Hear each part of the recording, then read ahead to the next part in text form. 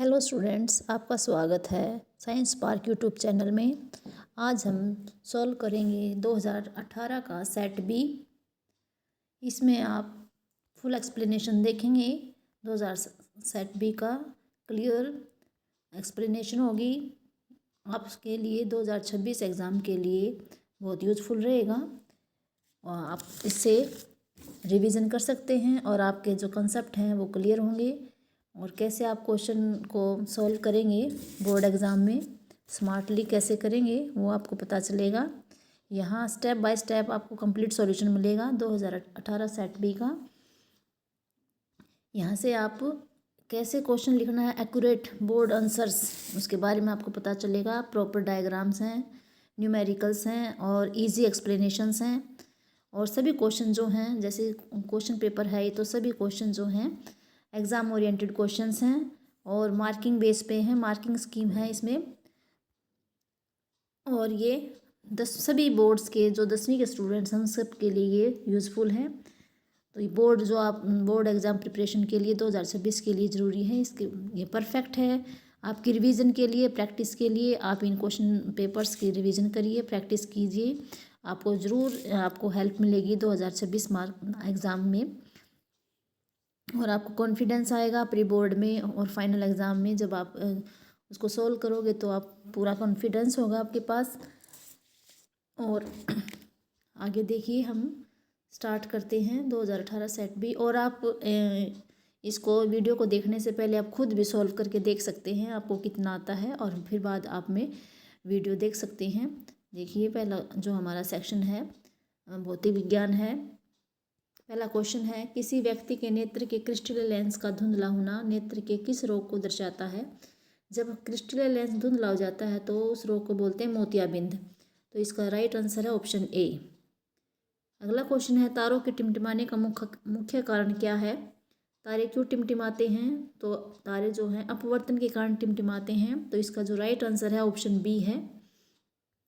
तीसरा क्वेश्चन है, निम्न में से कौन विद्युत शक्ति को नहीं दर्शाता? तो P = VI विद्युत शक्ति का ही फॉर्मूला है। P = VQ/T, तो I को हम Q/T भी लिख सकते हैं, तो ये भी राइट ऑप्शन है। P = I²R, तो हम जो हमारा V की जगह हम IR लगा सकते हैं, तो ये फॉर्मूला भी ऐसे ही आ जाएगा। तो हमारा डी ऑप्शन है ये रॉन्ग है। तो P = I²RT हमारा राइट आंसर है।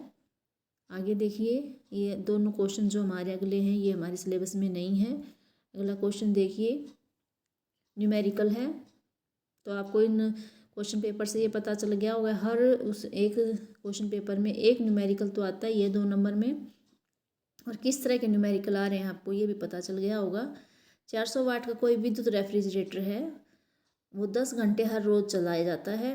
और जो 1 किलोवाट घंटे की जो 1 यूनिट का खर्च है वो 4 रुपये है।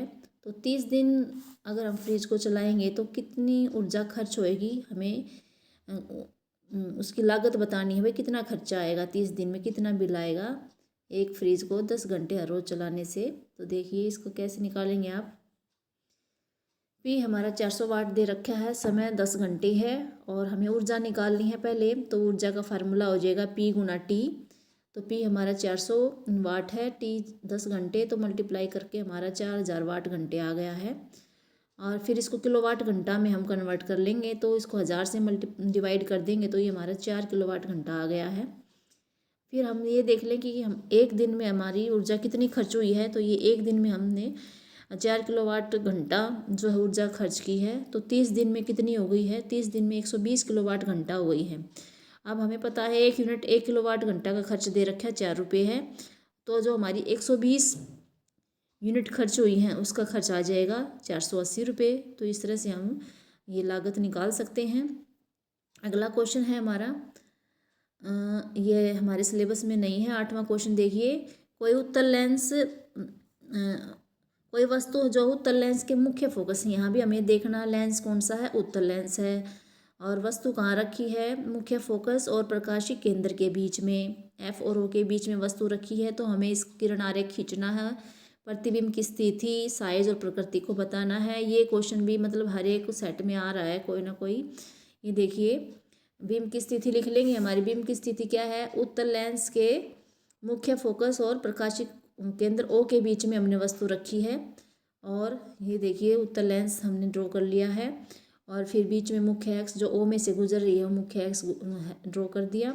फिर हमने देखना एफ और ओ के बीच में ये वस्तु रखी है और एक रेखा जो है मुख्य एक्स के समानांतर जा रही है लेंस से टकराकर और अपवर्तन होने के बाद F2 में से गुजर रही है ये वाली रेखा। देखिए एक जो रेखा है वो मुख्य वस्तु के सिर से लेकर और ओ से निकल रही है और वो ओ से निकलने वाली किरण उसी रास्ते वापस जाती है। तो ये एक यहाँ से है और इसका देखिए ये इस लेंस के पीछे तो कहीं देखो रेखाएं जो हैं दूर कहीं नहीं मिलेंगी, लेकिन जो ये रेखाएं जब हमने पीछे इसको बढ़ाया तो यहाँ मिल गई हैं।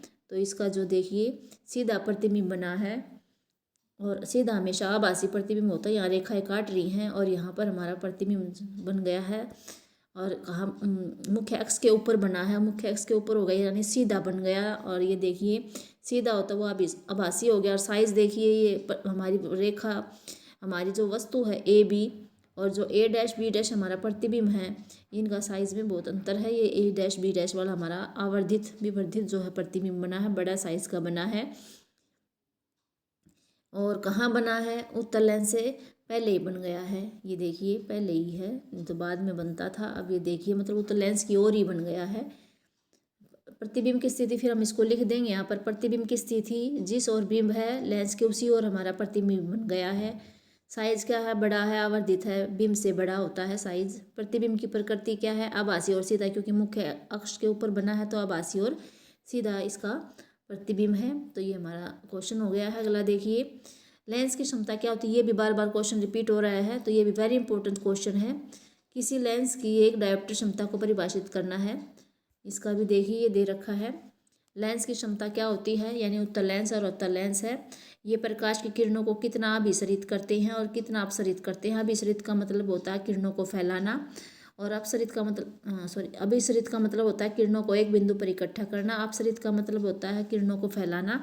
तो जो उत्तल लेंस होता है वो अभिसारी लेंस होता है क्योंकि वो किरणों को एक बिंदु पर मिला देता है। अपसारी लेंस जो होता है वो अवतल लेंस होता है और वो किरणों को फैलाने वाला होता है। तो ये प्रकाश की कितनी मात्रा को फैला रहे हैं, कितनी मात्रा को इकट्ठा कर रहे हैं, उसकी क्षमता को हम बोलेंगे लेंस की क्षमता। इसको पी से लिखते हैं और इसका फार्मूला है पी बराबर 1/f। और जो लेंस की क्षमता का मात्रक होता है वो डायप्टर होता है। एक डायप्टर की परिभाषा जब हम लिखेंगे तो एक डायप्टर उस लेंस की क्षमता होती है जिसकी फोकस दूरी 1 मीटर होती है। यानी जिस लेंस की फोकस दूरी 1 मीटर होगी हम कहेंगे इसकी क्षमता जो है वो एक डायप्टर है। तो एक डायप्टर 1d = 1/1 मीटर, इसको फार्मूला हो जाएगा। तो ये हमारी एक डायप्टर की हो गई। तो ये वाले हमारे क्वेश्चन सभी सॉल्व हो गए हैं। आगे देखिए हमारा ये मोटर वाला जो है ये भी नहीं है, हमारा ये क्वेश्चन है ये भी नहीं है। अब फ्लेमिंग का बीच में देखिए ए वाला है, फ्लेमिंग का वाम हस्त नियम, ये हमारे सिलेबस में है, ये कर लेते हैं। उससे पहले एक बार ये देख लेते हैं तेल और वसायुक्त खाद्य पदार्थों को नाइट्रोजन से प्रभावित क्यों किया जाता है। उनका उपचयन रोकने के लिए, क्योंकि जब ऑक्सीजन मिल जाती है खाद्य पदार्थों में तो वो विकृत गंधित हो जाते हैं, उनकी गंध बदल जाती है और उपचयन रोकना है तो हमें उसमें नाइट्रोजन मिलानी पड़ेगी। तो बी ऑप्शन है इसका राइट आंसर। अब हम फ्लेमिंग का वाम हस्त नियम देख लेते हैं। फ्लेमिंग का वाम हस्त नियम जो है ये कहाँ इस्तेमाल करते हैं, चालक पर आरोपित बल की जो दिशा का अगर हमें पता लगाना है तो हम फ्लेमिंग के वाम हस्त नियम का इस्तेमाल करेंगे। इसके अकॉर्डिंग क्या है, हमें बाएं हाथ को इस तरह फैलाना है कि उसकी तर्जनी, हाथ की तर्जनी, मध्यमा और अंगूठा तीनों एक दूसरे के लंबवत हों। तर्जनी जो होगी वो चुंबकीय क्षेत्र की जो है दिशा बताए कौन सी होती है, तर्जनी उंगली अंगूठे के पास वाली उंगली जो होती है वो तर्जनी होती है। मध्यमा उससे अगली उंगली होती है, बीच वाली जो सबसे लंबी उंगली होती है वो मध्यमा होती है। तो तर्जनी जो उंगली है वो क्या है, वो चुंबकीय क्षेत्र को दिखाएगा। देखिए ये चुंबकीय क्षेत्र दिखा रखी है, ये उंगली चुंबकीय क्षेत्र, ये तर्जनी है और ये हमारी मध्यमा है जो विद्युत धारा को दर्शा रही है और ये अंगूठा जो है चालक पर आरोपित बल की दिशा को दिखाएगा। तो ये हमारा फ्लेमिंग का वाम हस्त नियम है। ये भी बार बार आता है, ये भी इम्पोर्टेंट क्वेश्चन है। अगला जो हमारा रसायन विज्ञान का पीछे हो गया है क्वेश्चन, तो अब अगला 11वां क्वेश्चन है, NaHCO3 का प्रचलित नाम क्या है? इसका जिप्सम, विरंजक चूर्ण, बेकिंग सोडा, धोने का सोडा। इसका तो राइट आंसर है वो बेकिंग सोडा होता है, बेकिंग सोडा नाम है, और इसका रासायनिक नाम है सोडियम हाइड्रोजन कार्बोनेट या सोडियम बाइकार्बोनेट। अब अगला क्वेश्चन है, निम्न में से किस तत्व में दूसरे कोश में पहले कोश से दोगुने इलेक्ट्रॉन हैं? देखिए पूछा है, दो कोश हैं और दूसरे में पहले से दोगुने हैं, तो पहले में 2 हैं तो दूसरे में 4 होने चाहिए। 2 और 4, 2 और 4 यानी 6 इलेक्ट्रॉन किस में होंगे? कार्बन में होंगे। तो इसका ऑप्शन जो है राइट आंसर है डी ऑप्शन, कार्बन। अगला क्वेश्चन देखिए, अगला क्वेश्चन है, उन वियोजन अभिक्रियाओं के एक एक समीकरण लिखिए जिनमें ऊष्मा और प्रकाश के रूप में ऊर्जा प्रदान की जाती है। यानी वियोजन अभिक्रियाओं का उदाहरण देना है जो ऊष्मा की प्रेजेंस में होती है वो और प्रकाश की। तो ऊष्मा वाला एग्जाम्पल हमने दिया कैल्शियम कार्बोनेट वाला। जब कैल्शियम कार्बोनेट को गर्म किया जाता है या वो गर्म होता है तो उसमें कैल्शियम ऑक्साइड प्लस CO2 बन जाते हैं। ये एक ऊष्मा वाला एग्जाम्पल हो गया। और जो प्रकाश वाला है उसमें हम सिल्वर क्लोराइड या सिल्वर ब्रोमाइड वाला ले सकते हैं। इसमें सूर्य के प्रकाश की उपस्थिति में ये जो है सिल्वर और क्लोरीन में टूट जाता है। तो ये श्वेत शाम फोटोग्राफी में इसका इस्तेमाल करते हैं। तो ये इसका एग्जाम्पल ये हो जाएगा सूर्य के प्रकाश वाला। तो ये 2 एग्जाम्पल हो गए, 2 नंबर में आया हुआ है। अगला क्वेश्चन देखिए, अम्ल को तनुकृत करते समय यह क्यों अनुशंसित करते हैं कि अम्ल को जल में मिलाना चाहिए न कि जल को अम्ल में? ये क्वेश्चन भी कई बार आ जाता है, इंपॉर्टेंट क्वेश्चन है। इसको देखिए, जब हम जल में अम्ल मिलाते हैं, घोलते हैं, तो ये बहुत ही ऊष्माक्षेपीय अभिक्रिया होती है। और ये सांद्र अम्ल में अगर जल मिलाएंगे तो जो इतनी ज़्यादा ऊष्मा उत्पन्न होती है कि जो मिश्रण है वो आस्फलित होकर बाहर आ सकता है। जैसे दूध उबलकर बाहर आ जाता है, वैसे ही ये भी जब ऊष्मा इतनी होती है तो वो सारा बाहर निकल के आ जाता है और हम जल भी सकते हैं इससे। अधिक ताप के कारण वो जिस बर्तन में हमने डाला हुआ है मिश्रण वो बर्तन भी टूट सकता है और वो सारा मिश्रण हमारे ऊपर गिर सकता है और हम जल सकते हैं। इसलिए हमें ध्यान रखना है कि हमें जल में अम्ल को धीरे धीरे जल को हिलाते हुए मिलाना चाहिए। यहाँ पर ये क्वेश्चन 10th नहीं है, यहाँ पर ये क्वेश्चन है हमारा 14th। तो यहाँ हम इसको 14th लिख सकते हैं।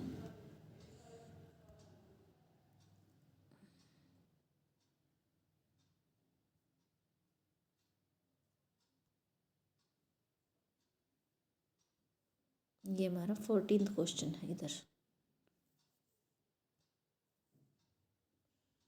अगला देखिए, ये क्वेश्चन जो ऊपर वाला था ये हमारे सिलेबस में नहीं है। मिश्र धातु और अमलगम में अंतर स्पष्ट कीजिए। मिश्र धातु यह 2 या 2 से अधिक धातु या एक धातु और एक अधातु का सम्मान्य मिश्रण होता है। अमलगम वह मिश्र धातु है जिसमें एक धातु पारा अवश्य होती है, यानी जिस मिश्र धातु में पारा होगी उसको अमलगम ही बोलेंगे। तो मिश्र धातु तो अमलगम वाली हो ही सकती है, लेकिन अमलगम में पारा होना जरूरी है। थर्मिट अभिक्रिया क्या है? इसके लिए रासायनिक अभिक्रिया लिखिए। वे विस्थापन अभिक्रिया, यानी जो थर्मिट अभिक्रिया होती है वो विस्थापन अभिक्रिया ही होती हैं। वो होती है जिसमें बहुत ज़्यादा मात्रा में ऊष्मा निकलती है और इतनी ज़्यादा ऊष्मा निकलती है कि जो धातुएं होती हैं वो इसमें पिघली अवस्था में प्राप्त होती है। और इन अभिक्रियाओं का उपयोग हम रेल की पटरी या मशीनी पुर्जों की दरारों को जोड़ने के लिए किया जाता है। जैसे कि ये दिखा रखी है, एक उदाहरण दे रखा है। जैसे आयरन ऑक्साइड है, Fe2O3 है, प्लस हमने इसमें एल्यूमिनियम डाल दिया। जब हमने ऐसा करेंगे तो इसमें तो बहुत ज़्यादा मात्रा में जो है ऊर्जा निकलेगी और जो हमारा ये लोहा जो हमें प्राप्त होगा ये पिघली हुई अवस्था में मिलेगा। और इस पिघले हुए लोहे को हम रेल की पटरियों में डाल देंगे या जहाँ दरारें आई हुई पुर्जों में वहाँ डाल देंगे तो वो दरारें भर जाएंगी। तो इस अभिक्रिया का वहाँ इस्तेमाल करते हैं और एल्यूमिनियम ऑक्साइड अलग से बन जाएगा। तो ये हमारी विस्थापन अभिक्रिया होगी। और ये थर्मिट अभिक्रिया भी है। थर्मिट जैसे थर्मामीटर से थर्मिट बनी हुई है, जैसे इस तरह से थर्मल टेम्परेचर से संबंधित है, इसलिए इसका ताप से भी संबंधित है। अगला क्वेश्चन है, समजातीय श्रेणी और प्रकार्यात्मक समूह की परिभाषा दीजिए। समजातीय श्रेणी क्या है? हाइड्रोकार्बन की यौगिकों की ऐसी श्रृंखला है जिसमें कार्बन श्रृंखला में स्थित हाइड्रोजन को एक ही प्रकार का प्रकार्यात्मक समूह विस्थापित करता है उसे समजातीय श्रेणी कहते हैं। ये पहले भी बताया है, क्वेश्चन हर एक उसमें लगभग आया है, तो आपको इसको अच्छे से करना है। तो इसमें हम मैथेन से एथेन जाते हैं, तो मैथेन से एथेन में CH2 इकाई का अंतर होता है, और एथेन से जब प्रोपेन की तरफ जाते हैं उसमें भी CH2 इकाई का अंतर होता है। इसी तरह आप मेथेनॉल, एथेनॉल, प्रोपेनॉल ये एग्जाम्पल भी दे सकते हैं। तो ये हमारा समजातीय श्रेणी का है, एक नंबर की परिभाषा है। तो आप ये लिख सकते हैं। प्रकार्यात्मक समूह की भी परिभाषा पूछी गई है। प्रकार्यात्मक समूह की परिभाषा क्या कह रही है कि जो हाइड्रोकार्बन यौगिकों में उपस्थित होते हैं। प्रकार्यात्मक समूह कहाँ मिलेंगे, हमें हाइड्रोकार्बन यौगिकों मिलेंगे, और उपस्थित होते हैं, इसी कारण वो उन्हें एक विशिष्ट गुण प्रदान करते हैं। इस प्रकार्यात्मक समूह के कारण उनका गुण विशिष्ट हो जाता है। जैसे मान लीजिए किसी हाइड्रोकार्बन यौगिक में OH प्रकार्यात्मक समूह है, तो उस OH के कारण वो अल्कोहल का गुण प्रदर्शित करेगा, तो वो अल्कोहल बन जाएगा। तो इसको हम प्रकार्यात्मक समूह कह देंगे। अगला क्वेश्चन है, संतृप्त एवं असंतृप्त हाइड्रोकार्बन क्या हैं। तो ये संतृप्त वे हाइड्रोकार्बन होते हैं जिसमें कार्बन कार्बन के बीच में एक कलाबंध हो, यानी जो एल्केन होते हैं वो हमारे संतृप्त हाइड्रोकार्बन होते हैं। CC के बीच में एक कलाबंध होता है। असंतृप्त हाइड्रोकार्बन कौन से होते हैं, वे हाइड्रोकार्बन होते हैं जिसमें कार्बन कार्बन के बीच में द्वि या त्रिआबंध हो, उन्हें हमें असंतृप्त हाइड्रोकार्बन कहते हैं। जैसे C के बीच में 2 आबंध हो गए, C और C के बीच में त्रिआबंध हो गए। तो 2 आबंध वाले होते हैं वो एल्कीन होते हैं, जो 3 आबंध वाले होते हैं वो एल्काइन होते हैं। और एक बीच में एक क्वेश्चन है हमारा, साबुन और अपमार्जक में 2 अंतर बताने हैं। ये आगे देखते हैं। नीचे देखो दिखा रखा है, साबुन और अपमार्जक का है। साबुन क्या होते हैं, साबुन के अणु जो होते हैं वो लंबी श्रृंखला वाले कार्बोक्सिलिक अम्लों के सोडियम या पोटेशियम लवण होते हैं। तो यहाँ थोड़ी ध्यान से याद करना है। तो साबुन है वो के अणु हैं वो लंबी श्रृंखला वाले कार्बोक्सिलिक अम्ल हैं, उनके सोडियम या पोटेशियम लवण होते हैं। जो अपमार्जक हैं होते तो वो भी लंबी श्रृंखला वाले हैं, लेकिन वो किसके सोडियम अमोनियम लवण होते हैं, सल्फोनिक अम्लों के। ये सल्फोनिक अम्लों के सोडियम या अमोनियम लवण होते हैं। सेकंड डिफरेंस क्या है, साबुन कठोर जल के साथ झाग नहीं बनाते, और जो अपमार्जक हैं वो आसानी से कठोर जल के साथ आसानी से झाग बना लेते हैं। और ये जो साबुन है कठोर जल में जो उपस्थित होते हैं कैल्शियम या मैग्नीशियम लवणों, उससे अभिक्रिया करके अघुलनशील पदार्थ बनाते हैं। और वो जो अघुलनशील पदार्थ होता है वो मैल की तरह होता है, वो जम जाता है, अवक्षेप होते हैं वे। अपमार्जक कठोर जल में उपस्थित कैल्शियम और मैग्नीशियम लवणों के साथ अघुलनशील पदार्थ नहीं बनाते, ये आसानी से कपड़ों को साफ कर देते हैं। अगला क्वेश्चन है, कार्बन के 2 गुणधर्म कौन से हैं जिनसे कार्बन यौगिकों की एक विशाल संख्या बन जाती है, वर्णन कीजिए। देखिए 6 नंबर में क्वेश्चन आया हुआ है कार्बन के 2 गुणधर्म का, इसको देख लेते हैं हम।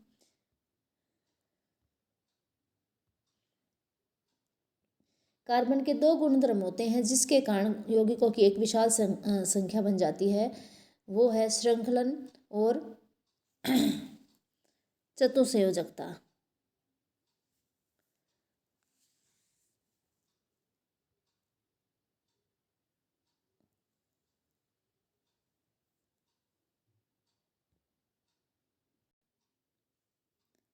पहला गुण है श्रृंखलन। श्रृंखलन का क्या मतलब होता है, कार्बन में कार्बन के ही दूसरे परमाणुओं के साथ आबंध बनाने की अद्वितीय क्षमता होती है, जिससे अधिक संख्या में अणु बनते हैं। इस गुण को श्रृंखलन कहते हैं। यानी कार्बन कार्बन कार्बन कार्बन, ऐसे जैसे कोई चेन होती है, 1 कड़ी 2 कड़ी 3 कड़ी 4 कड़ी, कितनी भी कड़ी बन जाए, वैसे ही कार्बन है वो एक दूसरे के साथ मिलकर बहुत लंबी चेन बनाते हैं, श्रृंखला बनाते हैं। श्रृंखलन में से कार्बनिक यौगिक 3 तरह से बनते हैं। जैसे एक तो हो गया हमारा कार्बन की लंबी श्रृंखला, दूसरा कार्बन की अनेक शाखाओं वाली श्रृंखला, तीसरा वलय। ये 3 चीज़ हो गई। तो कार्बन की लंबी श्रृंखला में देखिए, इसमें संतृप्त और असंतृप्त यौगिक हैं आते हैं। संतृप्त यौगिक कौन से होंगे, वो यौगिक जिनमें कार्बन कार्बन के बीच एक कलाबंध होता है। इसमें सारे हमारे एल्केन आ जाएंगे। एल्केन जैसे methane, ethane, propane, butane, pentane, hexane, कितनी भी आगे एप्टेन, ऑक्टेन, नोनिन, डेकेन, ये सब आ जाएंगे। कितनी भी लंबी चेन हो सकती है। असंतृप्त वो होते हैं जिसमें कार्बन कार्बन के बीच में द्वि या त्रिआबंध होते हैं।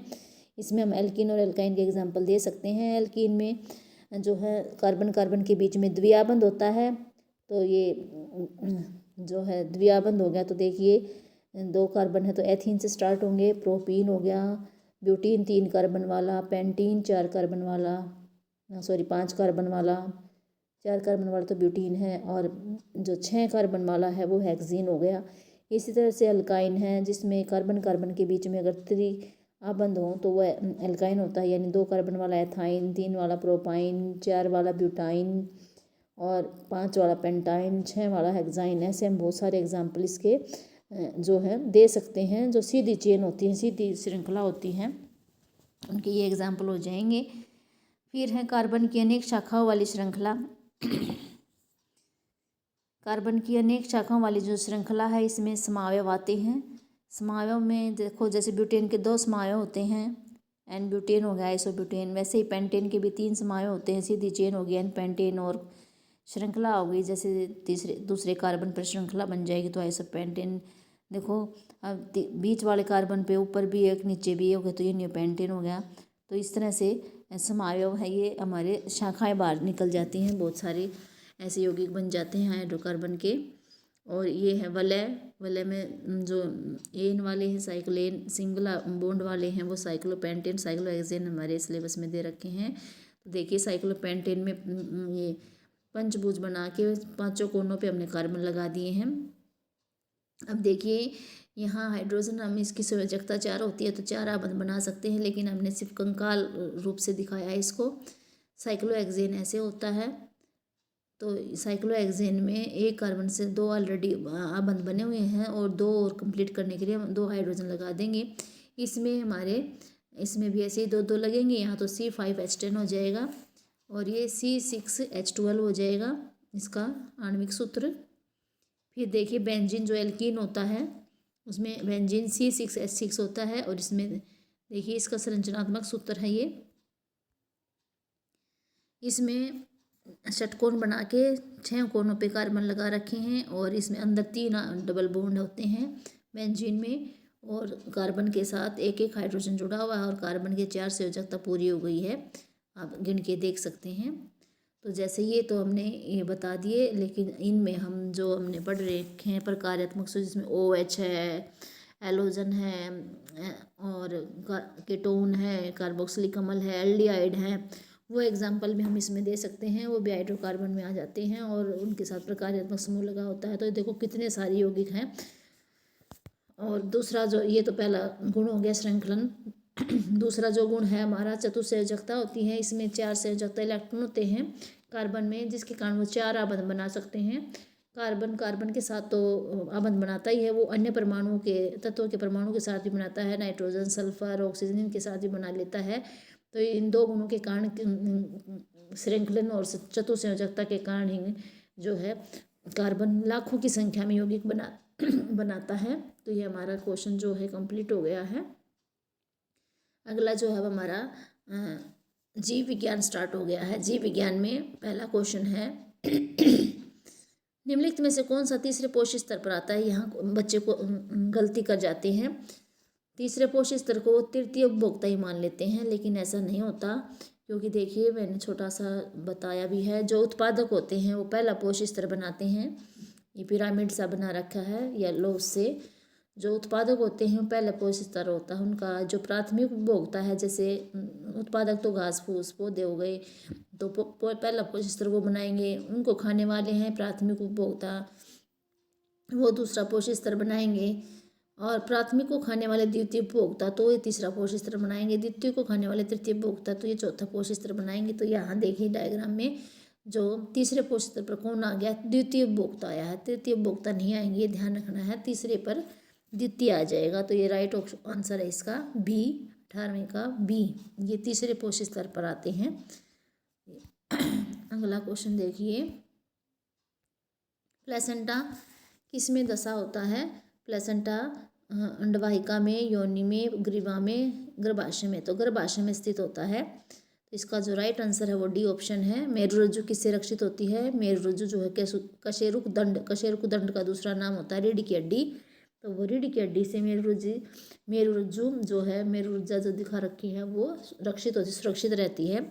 साइटोकाइनिन का क्या काम होता है? साइटोकाइनिन का काम जो होता है वो कोशिका विभाजन को तेज करता है। ये जहाँ भी कोशिका विभाजन होता है वहाँ ही साइटोकाइनिन पाया जाता है और उसकी गति को बढ़ा देता है। ये उच्च ऊर्जा वाले पराबैंगनी विकिरण ऑक्सीजन अणुओं को विघटित करके ऑक्सीजन परमाणु में बना देते हैं। तो ओ आ जाएगा इसका यहाँ पर ओ। अगला क्वेश्चन देखिए, परागण किसे कहते हैं? स्वपरागण, परागण के, ये भी वेरी मतलब बहुत ही आसान क्वेश्चन है। परागण क्या होता है? जब परागण परागकोश से वर्तिकाग्र पर पहुंचते हैं। वर्तिकाग्र का जो है मादा जो होती है उसका मादा जननांग है, उसका वर्तिकाग्र ऊपर वाला भाग होता है, उस पर पहुंच जाते हैं तो उसको परागकण कहते हैं। यानी परागकणों का परागकोश से वर्तिकाग्र पर पहुंचना परागकण कहलाता है। दो प्रकार का होता है, स्वपरागण, परपरागण। स्वपरागण में क्या होता है? जब परागकोश से उसी फूल के वर्तिकाग्र पर पहुंचेंगे तो उसे स्वपरागण कहेंगे। एक ही फूल है, उसी में द्विलिंगी फूल है, यानी उसमें स्त्री केसर भी है, पुंकेसर भी है, तो उसके पुंकेसर से परागकोश से जो है परागकण उसी फूल के वर्तिकाग्र जाएंगे तो वो क्या होगा? स्वपरागण। परपरागण में क्या होता है? जो परागकण है वो पौधा तो सेम है लेकिन फूल अलग अलग हैं, तो एक फूल से दूसरे फूल पर अगर परागण जाते हैं, वर्तिकाग्र पर जाते हैं तो वो हमारा परपरागण हो जाएगा। किस जीव में खंडन होता है? खंडन हमारे उसमें दे रखा है, स्पाइरोगायरा में होता है। और इस विधि के बारे में, जब ये जो स्पाइरोगायरा होता है जब छोटे छोटे टुकड़ों में टूट जाएगा, खंडित हो जाएंगे, छोटे छोटे टुकड़े हो जाएंगे, तो हर एक टुकड़े से नया स्पाइरोगायरा बन जाएगा, वृद्धि करके नया बन जाएगा, तो ये हमारा खंडन है। आयोडीन युक्त नमक को प्रयोग करने की सलाह क्यों दी जाती है? अवटु द्वारा अस्रावित हार्मोन के कार्यों को लिए। ये भी इम्पोर्टेंट क्वेश्चन है, बहुत बार आया है। देखिए आउटो ग्रंथि से कौन सा हार्मोन निकलता है? थायरोक्सिन हार्मोन निकलता है। थायरोक्सिन हार्मोन के क्या कार्य हैं? कार्बोहाइड्रेट, प्रोटीन, वसा के उपापचय का हमारे शरीर में नियंत्रण करता है, ये इसके काम हैं। और इसके नियंत्रण करने से क्या होता है? जो शरीर की वृद्धि है उसमें संतुलन बना रहता है, ठीक ढंग से वृद्धि होती है।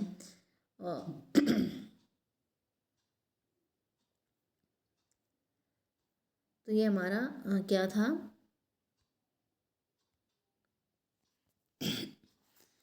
आउटो ग्रंथि को थायरोक्सिन हार्मोन बनाने के लिए आयोडीन की आवश्यकता होती है।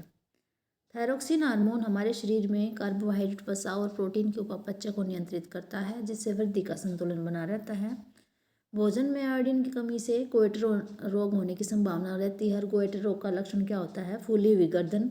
तो हमें डॉक्टर इसलिए आयोडीन खाने की सलाह देते हैं, आयोडीन युक्त नमक खाने की सलाह देते हैं, ताकि हमारे अंदर थायरोक्सिन हार्मोन का स्रावण ठीक से रहे और हमारे कार्बोहाइड्रेट, प्रोटीन, वसा का उपापचय ठीक और शरीर में वृद्धि बनी रहे।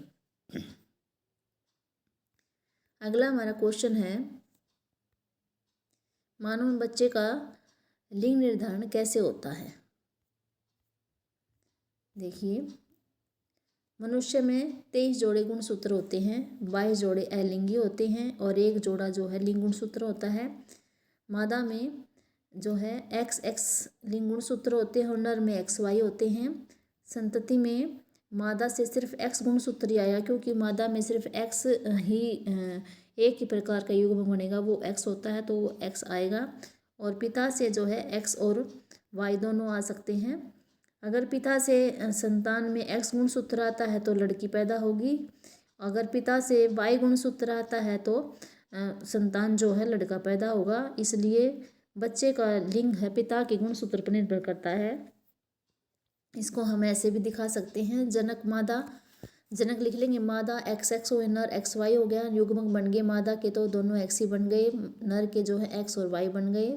संतान जो हो गया फन संतति में, देखिए एक तरफ मादा के युग्मक लिख लिए, एक तरफ हमने नर के युग्मक लिख लिए, तो इसमें 2 तो मादा हो गई और 2 नर हो गए, तो 50% नर और 50% मादा। ये इस तरह से संतान का लिंग निर्धारण होता है। अगला क्वेश्चन देखिए, क्वेश्चन अगला है हमारा, एक पत्ती के अनुप्रस्थ काट का नामांकित चित्र बनाना है। 3 नंबर में है, ये भी डायग्राम देखिए। ये पत्ती का दिखा रखा है। ऊपर देखिए, सबसे ऊपर बाहर जो है ऊपरी बाह्य त्वचा के ये एपिडर्मिस होती है, ये मोमिक्यूटिकल हो गई बाहर। उसके नीचे हरित लकव दिखा रखे हैं। खम्भोतक कोशिका होती हैं, मेसोफिल सेल होती हैं, और इसमें जो है ये हरित लकव दिखा रखे हैं, जिसमें हमारा प्रकाश संश्लेषण होता है जिसकी सहायता से। और ये बीच में, इनके बीच में वायु कोश हैं। निचली बाह्य त्वचा दिखा रखी है, और ये द्वार कोशिका है। आप इसको ऐसे ड्रॉ कर देंगे तो आपको पूरे 3 मार्क्स मिलेंगे। ये इनका नामांकन कर देना है तो आपके फुल मार्क्स हो जाएंगे 3। अगला क्वेश्चन है 3 नंबर का, तो ये हमारा पत्ती का था, और 6 नंबर का क्वेश्चन है। और 3 नंबर का ये है, गैसों के विनिमय के लिए मानव फुफ्फुस में अधिकतम क्षेत्रफल को कैसे विकल्पित किया गया है। तो 3 नंबर में देखिए कैसे विकल्पन किया गया है। गैसों के विनिमय के लिए क्या डिज़ाइन किया गया है। फेफड़े होते हैं, उसमें बहुत से गुब्बारे जैसी संरचनाएं होती हैं, और उन्हें कोपिका कहते हैं। कोपिकाएं गैसों के विनिमय के लिए सतह उपलब्ध कराती हैं, और यदि कोपिकाओं की सतह को हम फैला दें तो वो जो है लगभग 80 वर्ग मीटर का क्षेत्रफल ढक लेंगी, यानी बहुत ज़्यादा सतह बनाती हैं जहाँ से हमारी ऑक्सीजन का और कार्बन डाइऑक्साइड गैसों का आदान प्रदान होता है। कोपिका दूसरा है, कोपिकाओं की जो भित्ति होती हैं वो रुधिर वाहिकाओं का विस्तृत जाल होती हैं। देखो जगह तो ज़्यादा है ही, उस पर जो है रुधिर वाहिकाओं का जाल बहुत ज़्यादा बना होता है, क्योंकि रुधिर के द्वारा ही गैसों का आदान प्रदान होता है। रुधिर शरीर से कार्बन डाइऑक्साइड को लेकर आती हैं और फेफड़ों में छोड़ती हैं, और फेफड़ों से ऑक्सीजन रुधिर में जाती हैं, और फिर वो रुधिर गैस को सभी भागों तक पहुँचा देगा, शरीर के सभी भागों तक पहुँचा देता है। और ये भित्ति इसकी जो है एक कोशिका जितनी पतली होती है, इसलिए गैसों का जो आदान प्रदान होता है, विसरण जो होता है वो आसान हो जाता है। ठीक है, ये इतना ही हमने इसका लिखना है। आगे तो बस इसका दिखा रखा है, जो हमने पढ़ भी लिया है कि जब हम सांस लेते हैं तो हमारी पसलियाँ ऊपर उठ जाती हैं और डायफ्राम चपटा हो जाता है, वक्ष गुहा का आयतन बढ़ जाता है। इस कारण वायु फेफड़ों के अंदर चूस ली जाती है और कुपिका वायु से भर जाती है। अब कुपिका की सतह पर गैसों का आदान प्रदान होता है। अभी ऑक्सीजनित रक्त से कार्बन डाइऑक्साइड कुपिका में आ जाती है, और कुपिका से ऑक्सीजन रक्त में चली जाती है। इस तरह से यहाँ गैसों का आदान प्रदान होता है। इस पॉइंट को डिटेल से बता दिया गया है कि गैसों का आदान प्रदान कैसे हो रहा है, हमारे अंदर हवा कैसे जाती है। तो आप ये 3 पॉइंट ऊपर वाले में लिख सकते हैं। 3 मार्क्स का क्वेश्चन है। तो अब हमारा जो लास्ट है, अथवा में दे रखा है, मानव हृदय की कार्यप्रणाली का वर्णन कीजिए। देखिए, मानव हृदय जो है मांसपेशियों का बना होता है, पेशी का बना होता है, ये तो हमें पता ही है। इसका जो आकार होता है हमारी बंद मुट्ठी जितना होता है। इसमें 4 कक्ष होते हैं, 2 आलिंद होते हैं और 2 निलय होते हैं। आलिंद दाएं बाएं होते हैं, निलय भी दाएं बाएं होते हैं। और कार्य कैसे करता है ये, बायां आलिंद और बायां निलय। हृदय के बाएं आलिंद में फुफ्फुस शिराएं फेफड़ों से ऑक्सीजनित रक्त को लेकर आती हैं, और बाएं आलिंद के संकुचित होने पर रुधिर बाएं निलय में पहुंच जाता है, और यहाँ से रुधिर बाएं निलय से रुधिर महाधमनी द्वारा शरीर के सभी भागों में पहुंचा देता है। वहाँ कोशिकाओं व ऊतकों के बीच में जो है, रुधिर के बीच में ऑक्सीजन और कार्बन डाइऑक्साइड का आदान प्रदान होता है, यानी वहाँ गैसों का विनिमय हो जाता है। रुधिर में जो है ऑक्सीजन होती है वो ऊतकों को दे देते हैं, और ऊतकों में या कोशिकाओं में जो कार्बन डाइऑक्साइड बनी होती है वो रुधिर में आ जाती हैं, और रुधिर उस भी ऑक्सीजन रक्त को लेकर आता है। वहाँ से महाशिराएं शरीर के ऊपरी भाग से और शरीर के निचले भाग से महाशिरा होती हैं, वो अशुद्ध रक्त को लेकर दाएं आलिंद में लेकर पहुँच जाती हैं। दाएं आलिंद से वो दाएं निलय में जाएगा, दाएं निलय से फिर वो अशुद्ध रक्त जो है फुफ्फुस धमनियों द्वारा फेफड़ों में चला जाएगा। फेफड़ों में यहाँ कुपिका कोश में गैसों का आदान प्रदान होगा, और वहाँ पर ऑक्सीजन जो है रुधिर में आ जाती है, और रुधिर से कार्बन डाइऑक्साइड फेफड़ों में चली जाती है। फेफड़ों से ऑक्सीजनित रुधिर अब फिर से बाएं आलिंद में पहुँच जाता है। इस प्रकार यह चक्कर चलता रहता है। हृदय में रुधिर 2 बार प्रवेश करता है और 2 बार निकलता है, इसलिए इसे दोहरा परिसंचरण। इसका डायग्राम देखिए, हृदय का डायग्राम है, ये दिखा रखा है। आप हृदय का डायग्राम बना सकते हैं। देखो, इसके 4 कक्ष बना रखे हैं हृदय के। ये वाला बायां आलिंद हो गया, ये नीचे बायां निलय हो गया, यहाँ पर दायां आलिंद हो गया, यहाँ पर दायां निलय हो गया। अब देखिए, बायां आलिंद में जो है 2 फुफ्फुस शिराएं दिखा रखी हैं। ये फुफ्फुस शिराएं शुद्ध को फेफड़ों से लेकर कहाँ आती हैं, बाएं आलिंद में आती हैं। बाएं आलिंद से फिर बाएं आलिंद संकुचित होगा तो ये दाएं निलय में चला जाएगा। यहाँ बीच में कपाट होती है, कपाट खुल जाते हैं। कपाट क्या करते हैं, जो रुधिर की दिशा है उसको एक तरफ ही रखते हैं। जब आलिंद से रक्त बाएं आलिंद से रक्त बाएं निलय में आ जाता है तो ये कपाट बंद हो जाते हैं। बाएं निलय का रक्त वापस आलिंद में नहीं जाता। जब बायां निलय संकुचित होता है तो यहाँ से रक्त जो है महाधमनी द्वारा, देखिए महाधमनी जा रही है, महाधमनी द्वारा शरीर के विभिन्न भागों में पहुँचा दिया जाएगा, दिखा भी रखा है। फिर शरीर के विभिन्न भागों से जो है ऊपरी भाग से महाशिरा और निचले भाग से महाशिरा है, ये अशुद्ध रक्त को लेके आती हैं, विऑक्सीजन रुधिर को लेके आती हैं और यहाँ दाएं आलिंद में डाल देती हैं। दाएं आलिंद फिर संकुचित होगा, कपाट खुल जाएंगे। कपाट खुलने के बाद जो है ये रक्त जो है दाएं आलिंद से दाएं निलय में आ जाता है। अब दाएं निलय संकुचित होने पर ये कहाँ चला जाएगा, ये देखिए फुफ्फुस धमनी द्वारा जो है फेफड़ों में चला जाएगा। वहाँ पर फेफड़ों में गैसों का आदान प्रदान होगा तो फेफड़ों वाली जो कार्बन डाइऑक्साइड है वो रक्त वाली जो धमनियाँ जो लेके गई हैं कार्बन डाइऑक्साइड को फेफड़ों में चले जाएगा। फेफड़ों से जो ऑक्सीजन जो रक्त में आ जाएंगी तो इस तरह से शुद्ध हो जाएगा वापस से। फिर ये फुफ्फुस में शिराओं द्वारा बाएं आलिंद में आ जाता है और इस तरह से ये चक्कर चलता रहता है। और इस तरह से हमारा आज का जो है वो सेट कंप्लीट हो गया है। आपको समझ में आया होगा। तो अगर आपको ये वीडियो हेल्प करती है समझने में किसी भी तरह से तो आप इसको लाइक, शेयर एंड सब्सक्राइब करना और इसको आखिर तक देखना, एंड तक देखना, ताकि आपका जो है आपका कॉन्फिडेंस बने और आप बेटर एग्ज़ाम में स्कोर कर सकें। और अगर आपको मेरा समझाया पसंद आ रहा है तो आप इसको सब्सक्राइब करिए for our channels for more class 10 science solve question papers के लिए, रिवीजन वीडियोस के लिए आप टर्न ऑन नोटिफिकेशन को टर्न ऑन कर देना ताकि आपको लेटेस्ट अपडेट मिल सकें और आप ये वीडियो देख सकें। तो हम कल फिर मिलेंगे नेक्स्ट क्वेश्चन पेपर लेकर। और आप सब्सक्राइब करना, लाइक करना, शेयर करना, कमेंट करना। कोई डाउट है तो आप डाउट को क्लियर कर सकते हैं। Thanks for watching.